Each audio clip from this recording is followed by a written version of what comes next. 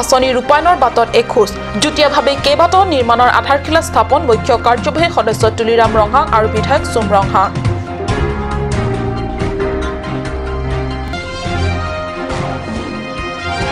ৰাংচিনা ভৱনত ডিফু সাহিত্য সভাৰ আজীৱন আৰু হিতৈষী সভাৰ অন্তৰংগ আলাপ অনুষ্ঠান সম্পন্ন।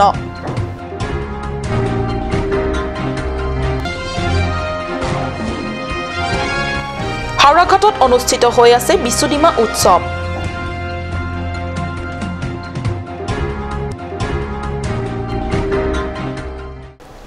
নমস্কাৰ, অসমীয়া প্ৰাইম টাইমলৈ স্বাগতম জনাইছো। ষ্টুডিঅ'ত মই সঞ্জয়িতা তেৰণপি। আগবাঢ়িছো প্ৰথমটো খবৰলৈ। উন্নয়নৰ আঁচনি ৰূপায়ণৰ বাটত আৰু এখোজ। কাৰ্বি আংলং জিলা পৰিষদৰ বিজেপি নেতৃত্বাধীন চৰকাৰৰ উদ্যোগত বিগত কেইবাটাও দিনৰে পৰা জিলাখনৰ ২৬টা সমষ্টিতে বিভিন্ন নিৰ্মাণৰ আঁচনি ৰূপায়ণৰ বাবে স্থাপন কৰি আহিছে ধাৰাসাৰ আধাৰশিলা। লুম্বাজং পৰিষদীয় সমষ্টি এলেকাত আজিও মুখ্য কাৰ্যবাহী সদস্য আৰু ডিফুৰ বিধায়ক চুম ৰংহাঙে স্থাপন কৰে নিৰ্মাণৰ কেইবাটাও আধাৰশিলা। কাৰ্বি স্বায়ত্তশাসিত পৰিষদৰ মুখ্য কাৰ্যবাহী সদস্য তুলিৰাম ৰংহাঙে আজি প্ৰথমে ডিফুস্থিত কল্যাণ আশ্ৰম ৱাইচং বয়জ হোষ্টেলৰ পাৱাৰ ব্লক ৰোড নিৰ্মাণৰ আধাৰশিলা স্থাপন কৰে ২০১৭-১৮ ৰাজ্যিক বিত্তীয় পুঁজিৰ অধীনত। ইয়াৰ পিছতে পৰ্যায়ক্ৰমে ডিফুৰ বিধায়ক চুম ৰংহাঙৰে যুটীয়াভাৱে মুখ্য কাৰ্যবাহী সদস্যগৰাকীয়ে বিধায়ক পুঁজিৰে ৱাইচং ষ্টেডিয়াম আৰু খেৰণিত সৰস্বতী বিদ্যা মন্দিৰ ভৱন, পিংকুৱা, সীমাৰ চাৰিসীমা বেৰা আদি নিৰ্মাণৰ আধাৰশিলা স্থাপন কৰে।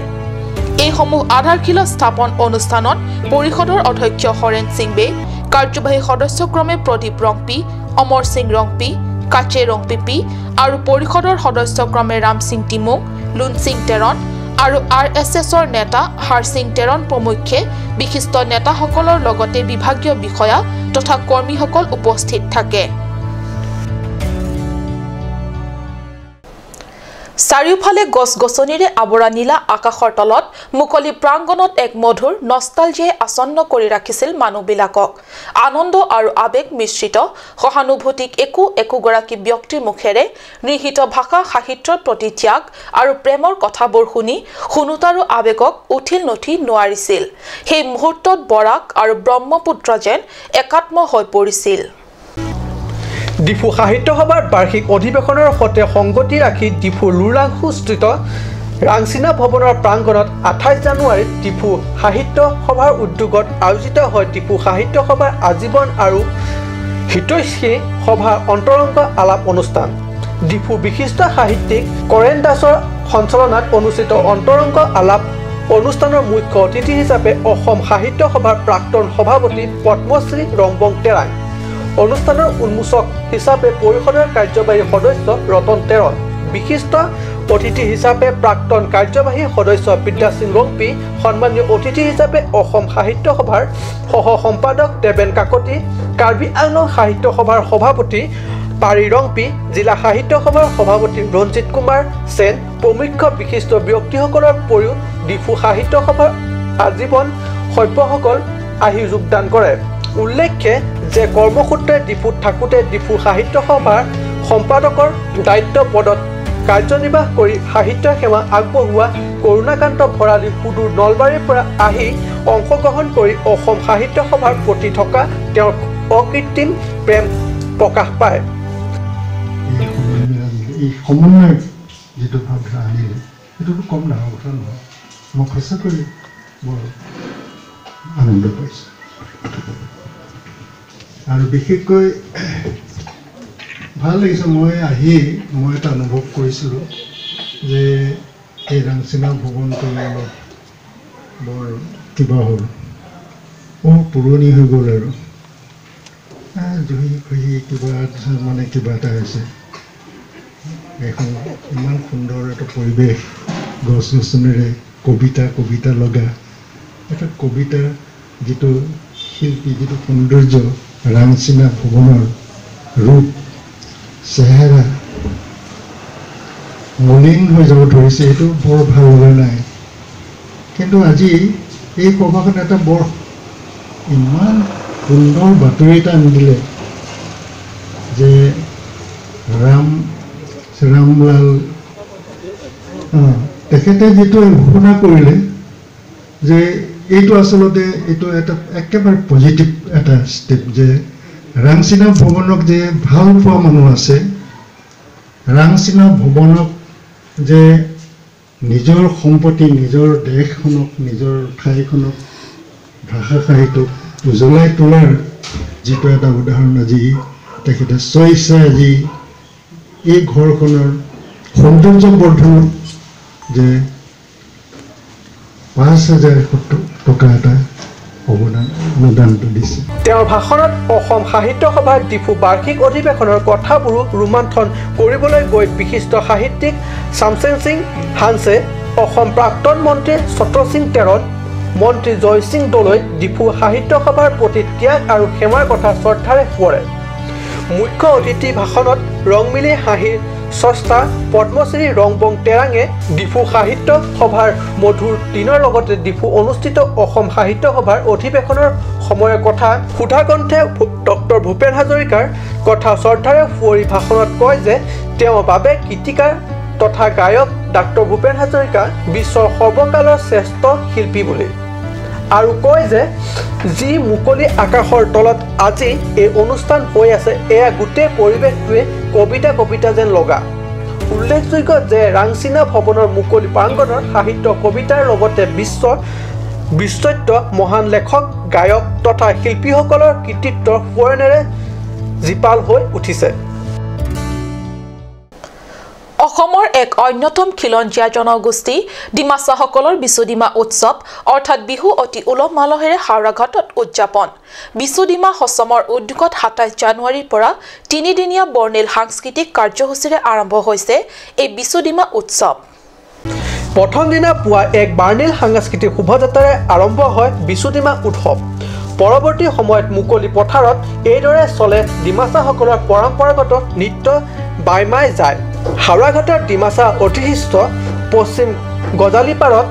এতিয়া বিশুডিমা উৎসৱ উপলক্ষে এক উৎসৱ মুখৰ পৰিৱেশ আনহাতে ডিমা হাছাও জিলাত সংঘটিত বৰ্বৰ হত্যাকাণ্ডত তীব্ৰ গৰিহণা দি খিলঞ্জীয়া ভূমিপুত্ৰসকলৰ জীৱ সুনিশ্চিত কৰি নিহত আৰু আহতসকলৰ উপযুক্ত ক্ষতিপূৰণ দিবলৈ আহ্বান জনায় বিশুডিমা হচমৰ উদ্যোক্তাসকলে হাওৰাঘাটৰ পৰা গৌতম চন্দ্ৰৰ ৰিপৰ্ট কাট নিউজ সময় হৈছে চমু বাণিজ্যিক বিৰতিৰ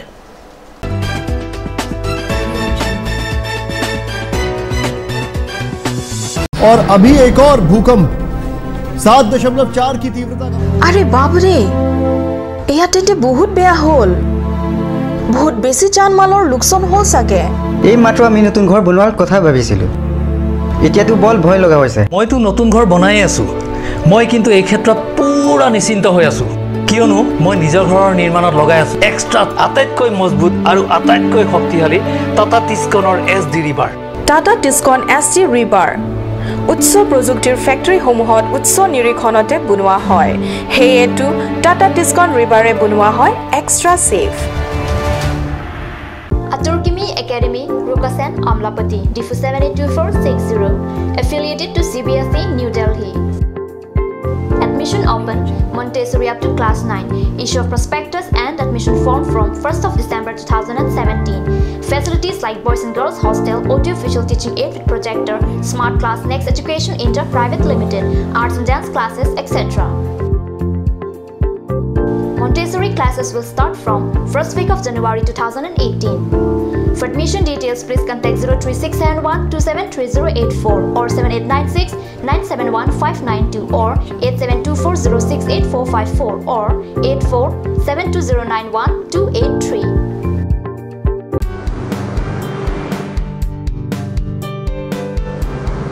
Have one bite of sweetness in your little and great celebration and occasion. Taste it today at Ashoka Sweets, the Soy Building, MG Road, Difu Market. Blossom Beauty Clinic and Training Center. Facilities available: lift of haircut, hair treatment, hair oiling, henna, straightening, hair perming, full body spa, coloring, waxing, manicure and pedicure, party makeup, list of facial, signature galvanic facial, signature Auraleda facial, gold, pearl, diamond facial, fruits facial, cleanup, normal facial and bleach. Blossom Beauty Clinic and Training Center, KST Road near Aturkimi Outlet, Difu, Karbi Anglong. Banalata Chaudhary Deka 9435539500. Kanch Assamese Small Industries Development Corporation Limited opera ঘৰত নিত্য প্ৰয়োজনীয় সামগ্ৰীসমূহ আপোনালোকৰ বাবে সাজু কৰা হৈছে নিত্য প্ৰয়োজনীয় বিবিধ ৰস ফলৰ ৰস বজাৰৰ দোকানে পাব বিশুদ্ধ খোৱা পানী আমৰ ৰস কমলাৰ ৰস সৰিয়হৰ তেল হালধিৰ গুড়ি আমলখিৰ আচাৰ চিত্ৰনলা গাজ টেঙা ইত্যাদি অধিক মাত্ৰাত দোকানত পাব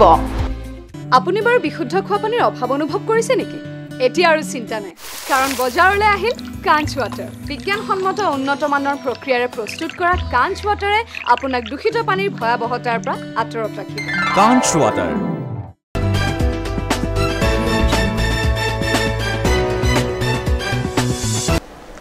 বিৰতিৰ পিছত পুনৰ স্বাগতম জনাইছো বাতৰি মজিয়ালে ডিমা হাছাৰ লগতে কাৰ্বি আংলং তথা দাঁতি কাষৰীয়া অঞ্চলৰ সৰ্বত্ৰ বিভিন্ন সামাজিক সংগঠনসমূহৰ চলিছে তীব্ৰ প্ৰতিবাদ ডিমা হাছাৰ লগতে কাৰ্বি আংলং তথা দাঁতি কাষৰীয়া অঞ্চলৰ সৰ্বত্ৰ বিভিন্ন সামাজিক সংগঠনসমূহৰ চলিছে তীব্ৰ প্ৰতিবাদ সদৌ ডিমাছা ছাত্ৰ সন্থা কাৰ্বি আংলং কমিটি কাৰ্বি ছাত্ৰ সন্থাৰ ৰংথেআং কেইবাটাও NGO KYO 24 সংগঠন KSA Lumding road HSDC RYA আইসা আদি কেইবাটাও সামাজিক সংগঠনে মিলি সন্ধিয়া 5:30 বজাত উলিয়ালে বিৰাট জোৰ সমদল গ্ৰেটাৰ নাগালিমক চুক্তিক কেন্দ্ৰ কৰি অসমৰ সৰ্বত্ৰ দল সংগঠনৰ প্ৰতিবাদ অব্যাহত থকাৰ মাজতে শেহতীয়াকৈ ডিমাছাবাসীয়ে নিজৰ ভূমিক ৰক্ষাৰ স্বাৰ্থত কৰা প্ৰতিবাদত মহিমুখ কৰাৰ প্ৰচেষ্টাৰ বাবে ৰাজ্যৰ বিজেপি চৰকাৰক কঠোৰ সমালোচনা কৰিছে সামাজিক সংগঠনসমূহে ডিফু চহৰৰ হুমাজেদি সামাজিক সংগঠনৰ বিশাল জোৰ সমদলটিয়ে প্ৰমাণ কৰিছে জন্মভূমিৰ বিপদাপন্ন অৱস্থাত এক হৈ সংগ্ৰামত অৱতীৰ্ণ হোৱা কিমান জৰুৰী নাগালিমত 1 ইঞ্চিও অসমৰ মাটি নাগালিমক অন্তৰ্ভুক্তিকৰণৰ বিপক্ষে আৰু মাইবং কাণ্ডৰ বিৰুদ্ধে উচ্চ পৰ্যায়ৰ তদন্তৰ দাবীত উলিওৱা হয় এই বিশাল জোৰ সমদল ডিমা হাছাৰ মাইবং কাণ্ডত নিহত খুৱৰী বুকাজানস্থিত চেমছন সিং ইংটি পাৰ্কত কাৰ্বি ছাত্ৰ সন্থা আৰু অসম জাতীয়তাবাদী যুৱ ছাত্ৰ পৰিষদ কাৰ্বি আংলং জিলা কমিটিয়ে মিলি 25 জানুৱাৰীত মাইবং ষ্টেচনত প্ৰতিবাদ সাব্যস্ত কৰিবলৈ যাওঁতে আৰক্ষীৰ গুলীত প্ৰাণ হেৰাবলগীয়া নিৰীহ মিথুঞ্জয় দেৱৰাগেট আৰু প্ৰবান্ত হাক মৌচাৰ বাবে এখন শোকসভা অনুষ্ঠিত কৰি বন্তি প্ৰজ্বলন কৰে 25 জানুৱাৰী দিনটো আছিল ডিমা হাছাওবাসীৰ বাবে এক কলা ইতিহাস ডিমাছা ভূমি গ্ৰেটাৰ নাগালিমত সামিলকৰণৰ আশংকাক লৈ হৌচাৰ ডিমাছাসকলে প্ৰতিবাদ সাব্যস্ত কৰি মাইবং ষ্টেচনত ৰেল অৱৰোধ কাৰ্যসূচী গ্ৰহণ কৰিবলৈ গৈ একাংশ অৱৰোধকাৰীয়ে ৰেলৱে ট্ৰেক নষ্ট কৰাৰ লগতে আৰক্ষী গাড়ী জ্বলাই দিয়াৰ বাবে প্ৰতিবাদকাৰীসকলৰ নিয়ন্ত্ৰণ কৰিবলৈ গৈ কৰা গুলীচালনাত প্ৰাণ বিসৰ্জন দিবলগীয়া হয় নিৰীহ মিথুঞ্জয় দেৱৰাগেট আৰু প্ৰবান্ত হাক মৌচা কাৰ্বি ছাত্ৰ সন্থা আৰু অসম জাতীয়তাবাদী যুৱ ছাত্ৰ পৰিষদে শোকসভা অনুষ্ঠিত কৰি মৃত্যু ব্যক্তিৰ লগতে শোক সন্তপ্ত পৰিয়ালবৰ্গলৈ সমবেদনা জ্ঞাপন কৰে অসম জাতীয়তাবাদী যুৱ ছাত্ৰ পৰিষদৰ সভাপতি জিতু ফুকনৰ পৌৰোহিত্যত অনুষ্ঠিত সভাত কাৰ্বি লামেট আমাৰ উপদেষ্টা বাৰিম ইংটি বিশিষ্ট সমাজসেৱক নগেন মাধৱ শইকীয়া কাৰ্বি ছাত্ৰ সন্থাৰ সভাপতি ৰাজু ইংলেং প্ৰমুখ্যে বিশিষ্ট ব্যক্তিসকল উপস্থিত থাকে সভাত 1 ইঞ্চিও অসমৰ মাটি তথাকথিত নাগালিমত অন্তৰ্ভুক্তি কৰা নহব বুলি মতামত প্ৰকাশ কৰে আনহাতে হুজাই কাৰ্বি আংলং সীমান্তৱৰ্তী দেৱস্থান বজাৰতো আজি কৃষক মুক্তি সংগ্ৰাম সমিতিৰ নেতৃত্বত আন কেইবাটাও সংগঠনৰ শতাধিক লোকে মাইবঙত সংঘটিত কাণ্ডৰ তীব্ৰ প্ৰতিবাদ অব্যাহত ৰাখিছে খিলঞ্জীয়া হত্যা বন্ধ কৰক অসম চৰকাৰ মুৰ্দাবাদ RSS go back ইত্যাদি বিভিন্ন স্লোগানেৰে ৰাজপথ উত্তাল কৰি সমান্তৰালকৈ এৰি দিয়া নহব খিলঞ্জীয়া হত্যা বন্ধ কৰক অসম চৰকাৰ মুৰ্দাবাদ RSS go back আদি বিভিন্ন স্লোগানেৰে ৰাজপথ উত্তাল কৰি সমান্তৰালকৈ অসমৰ মুখ্যমন্ত্ৰী সৰ্বানন্দ সোণোৱালৰ পুত্তলিকা দাহ কৰি কয় যে কৃষক মুক্তি সংগ্ৰাম সমিতিৰ সদস্যৰ দেশত শেষ বিন্দু তেজ থকালৈকে অসমৰ 1 ইঞ্চিও ভূমি নগাক এৰি দিয়া নহব আনহাতে ডিমা হাছাৰ ঘটনাৰ উচিত তদন্ত কৰি নিহত পৰিয়ালবৰ্গলৈ উপযুক্ত ক্ষতিপূৰণৰ দাবী জনাই সংগঠন কেইটাৰ নেতৃত্বই প্ৰথম কথাটো হৈছে যে মাইবঙত যি নিৰীহ জনতাৰ ওপৰত অত্যাচাৰ কৰিছে তাৰ মূল অভিযুক্ত হৈছে আৰএছএছৰ যি নেতা কেইজন আহি মাইবঙত এই বৃহৎ নাগালিমৰ এই ষড়যন্ত্ৰ ৰচিছেহি তেওঁলোকক অনতিপলমে আৰএছএছৰ নেতাক গ্ৰেপ্তাৰ কৰিব লাগে আৰু বৃহৎ নাগালিমৰ যি এই ব্লুডবিন ৰচি আছে বিজেপি চৰকাৰখনে এই ব্লুডবিন বন্ধ কৰিব লাগে আৰু আমাৰ স্পষ্ট কথা যে কোনো কাৰণতে অসমৰ মাটি 1 ইঞ্চিও বৃহৎ নাগালিমক গতাই দিয়া নহ'ব দৰকাৰ পৰিলে কৃষক মুক্তি সংগ্ৰাম সমিতি হেকজন সদস্য পৰ্যন্ত আমি তেজ দিম কিন্তু অসমৰ মাটি 1 ইঞ্চিও কোনো কাৰণতে এৰি নিদু আৰু দ্বিতীয় কথাটো হৈছে যে মাইবঙত যি দুজন ব্যক্তিক যি সাধাৰণ দুজন আমাৰ খিলঞ্জীয়া মানুহক হত্যা কৰা হৈছে বিজেপি চৰকাৰৰ নেতৃত্বত অসম পুলিচে যি হত্যা কৰিলে এই দুজনৰ উচিত তদন্ত হ'ব লাগে আৰু তেওঁলোকক 5 লাখকৈ বা 50 লাখকৈ টকা ক্ষতিপূৰণ দিব লাগে আনন্দ তেৰাং আৰু গৌতম চন্দাৰ ৰিপৰ্ট কাৰ্ড নিউজ হাওড়াঘাট ইনডোৰ ষ্টেডিয়ামত অনুষ্ঠিত অষ্টম বাৰ্ষিক বেডমিণ্টন চেম্পিয়নশ্বিপ 2018 সফল সামৰণি পৰে যোৱা বুধবাৰে বৃহত্তৰ হাওড়াঘাট বেডমিণ্টন সন্থাৰ দ্বাৰা আয়োজিত এই প্ৰতিযোগিতাখনত আনুষ্ঠানিকভাৱে শুভাৰম্ভ কৰে হাওড়াঘাট ক্ৰীড়া সন্থাৰ সম্পাদক ব্ৰজেন্তি মুঙে হাওড়াঘাট লাংহীন বকলীয়া ঘাট ডিফু আৰু নগাঁৱৰ কেইবাজন প্ৰতিভাৱান খেলুৱৈ অংশগ্ৰহণ কৰে এই অষ্টম বাৰ্ষিক বেডমিণ্টন প্ৰতিযোগিতাত তুমুল প্ৰতিযোগিতামূলক এই প্ৰতিযোগিতাখনৰ চূড়ান্ত খেলখন অনুষ্ঠিত হয় ডিফু আৰু হাওড়াঘাটৰ মাজত খেলত ডিফুৰ মৃদুল ৰংপি অমৃত ৰংপিয়ে হাওড়াঘাটৰ উৎপল শইকীয়া আৰু সুমন দেৱনাথক 2-0 ছেটত পৰাস্ত কৰি বিজয় সন্মান অৰ্জন কৰে নিশালৈ অনুষ্ঠিত বঁটা বিতৰণ সভাত ৰাষ্ট্ৰীয় ভলীবল পৰিচালক ৰণদীপ ফুকন আৰু হাওড়াঘাট